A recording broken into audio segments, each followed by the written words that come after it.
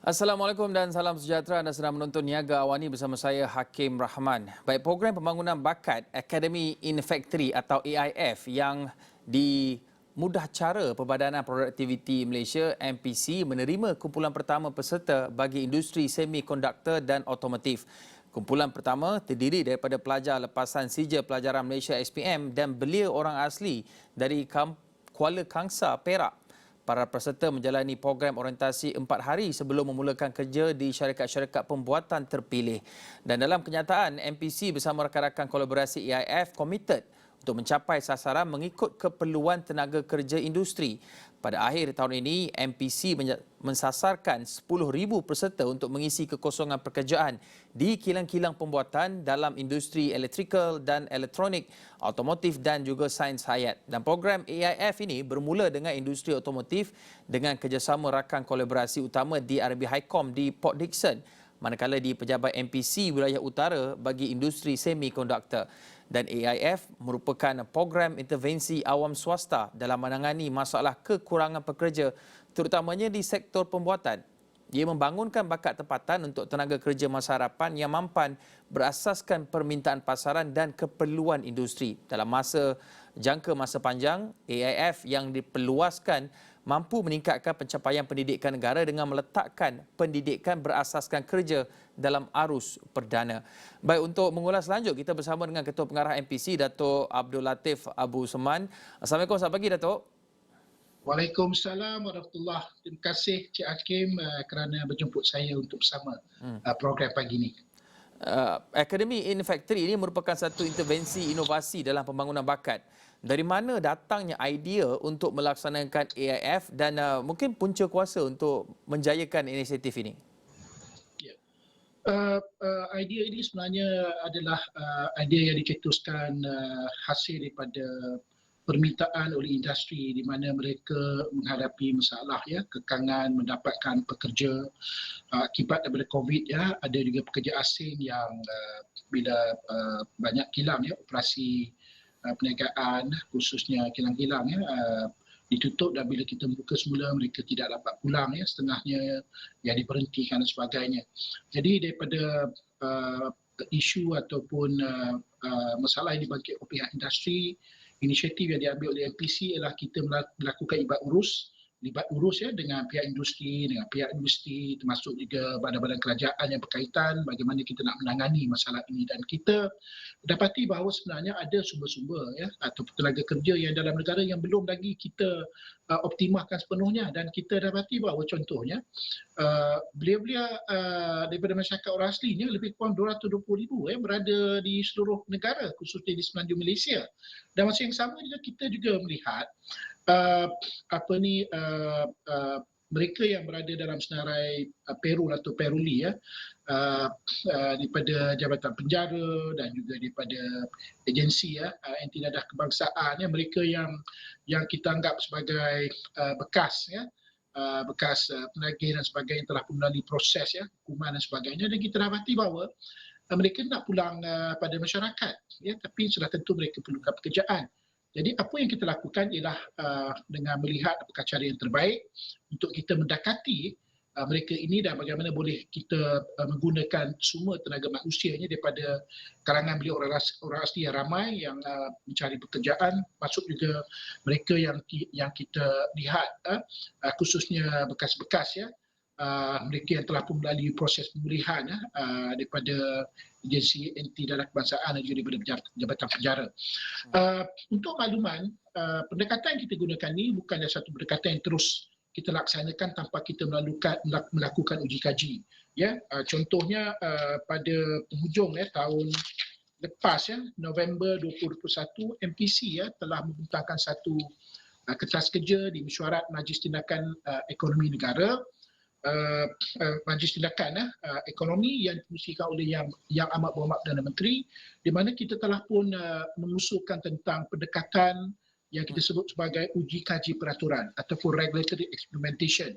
So apa yang kita lakukan ialah kita melakukan uji kaji, dan seperti yang Cik Hakim sebutkan tadi, alhamdulillah inisiatif yang kita mulakan di mana kita berjaya membawa belia-belia orang asli daripada sekitar Kuala Kangsar 40 hingga 60 hanya dalam 1-2 hari saya sendiri pun turun padang bersama dengan pihak Jabatan Kemajuan Orang Asli JAKWA, pihak Pekeso, Jabatan Pembangunan Kemahiran HR Kementerian Sumber Manusia, di mana kita telah pun bersama-sama dengan wakil-wakil daripada industri sendiri yang memerlukan pekerja, syarikat-syarikat besar seperti Intel, Jabil kami bersama-sama pergi mendekati beliau orang asli ini. Kita mendekati pihak ketua kampung itu Tok Batin, memahami mereka, memberi penjelasan, menjawab soalan-soalan, dan dalam sesi itu saja sehari 2 kita berjaya mendapatkan lebih kurang 40 hingga 60 beliau orang asli. Dan alhamdulillah kita mempunyai program apa yang kita sebut sebagai program pengenalan, kita memberi penekanan dari segi pemahaman dan juga memahami keperluan mereka, dan program kita jalankan selama 4 hari itu di Akademi DRIB Highcom di Port Dickson. Kemudian pekerja-pekerja ini ataupun belia-belia ini kita hantar mereka untuk bekerja di kilang-kilang. Dan alhamdulillah kita dapati bahawa pendekatan kita ini cukup berjaya, dan insyaAllah inisiatif ini juga kita akan panjangkan ke seluruh negara. Contohnya seperti mana yang Cik Hakim sebut tadi, pada tahun ini kita sasarkan seramai 10,000 khususnya lepasan SPM.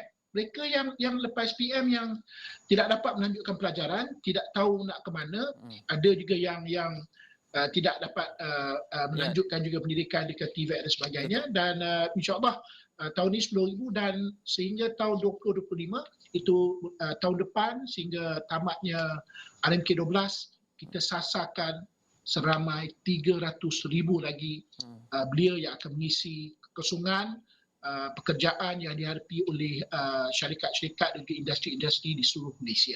InsyaAllah. Datuk, apa mungkin amalan terbaik yang mungkin daripada luar negara yang mungkin Datuk boleh kongsi ataupun implementasikan dalam menangani isu kebergantungan kepada pekerja asing ini dalam usaha untuk mencapai sasarannya pada ketika ini adalah 10,000 peserta. Kemudian jangka panjangnya sehingga ke 300,000. Tapi mungkin apa model ataupun contoh amalan dari luar negara yang boleh diguna pakai dalam kita menangani isu kebergantungan ini? Ya. Kita melihat bahawa pendekatan yang harus kita gunakan ialah pendekatan yang melibatkan libat urus iaitu consultation engagement dengan pihak-pihak yang berkepentingan. Ini yang saya sebutkan tadi. Kita dapati bahawa ada 220,000 belia asli di seluruh Malaysia. Tapi sudah tentu kita tidak boleh menggunakan pendekatan terus mendampingi mereka tanpa kita juga berbincang dengan Jabatan Kemajuan Orang Asli atau JAKWA. Tapi masa yang sama juga kita juga memerlukan pembiayaan, contohnya elang, wang kocek dan sebagainya. Malah melihat juga dari segi gaji yang nak dibayar. Kita harus berbincang dengan semua pihak terlibat. Contohnya pihak Pekeso sendiri pun juga bersetuju untuk membiayai elang dan juga perbelanjaan latihan yang disediakan pada belia-belia ini.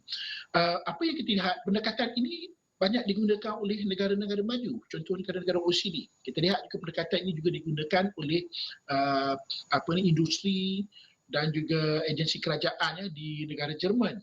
Jadi ini pendekatan yang dilakukan di mana kita bukan hanya mengenal pasti tenaga kerja yang diperlukan oleh industri, tapi masa yang sama juga kita juga nak mengetahui bakat apa yang diperlukan oleh industri. Industri mengatakan bahawa kita memang ada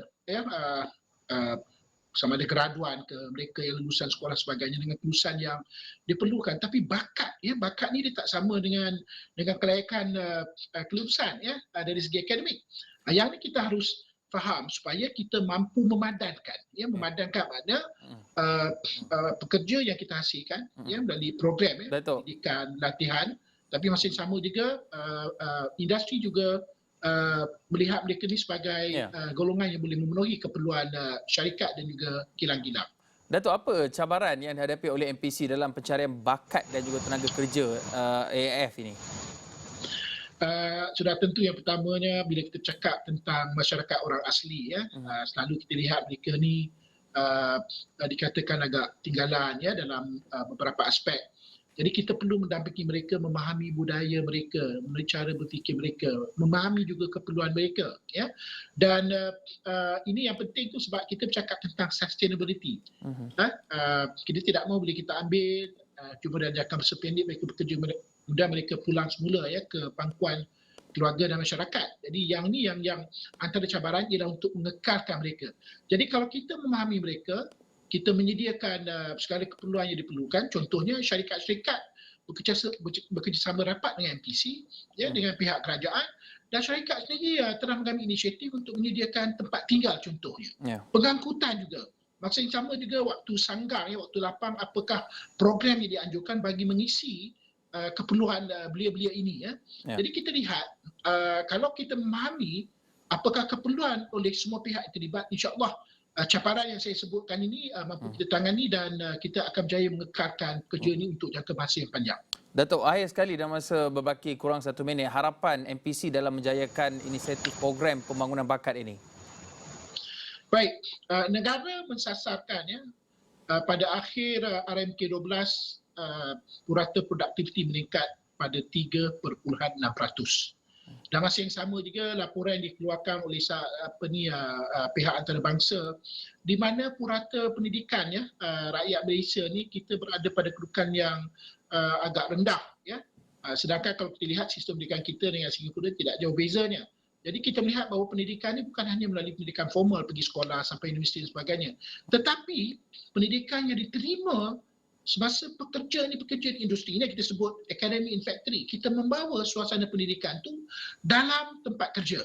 Jadi sambil pekerja-pekerja ini bekerja, mereka juga akan terus menimba pengetahuan, membangunkan kemahiran, meningkatkan keupayaan mereka, kapasiti mereka.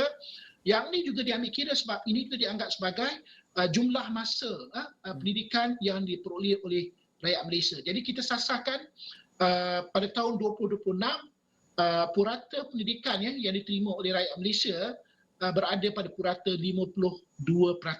Baik. Ya, pada waktu sekarang ni lebih kurang dalam 26% begitu. Jadi itu yang perlu kita lakukan supaya kita dilihat sebagai sebuah negara yang mempunyai tenaga kerja yang mempunyai pendidikan yang tinggi. Baik, terima kasih Datuk Abdul Latif Abu Osman, Ketua Pengarah MPC ataupun Perbadanan Produktiviti Malaysia berkongsi pandangan mengenai program pembangunan bakat Academy in Factory, usaha pencarian bakat dan juga menambahkan kemahiran tenaga kerja. Terima kasih Datuk atas pandangan itu tadi. Kita akan berhenti rehat seketika, kembali selepas ini.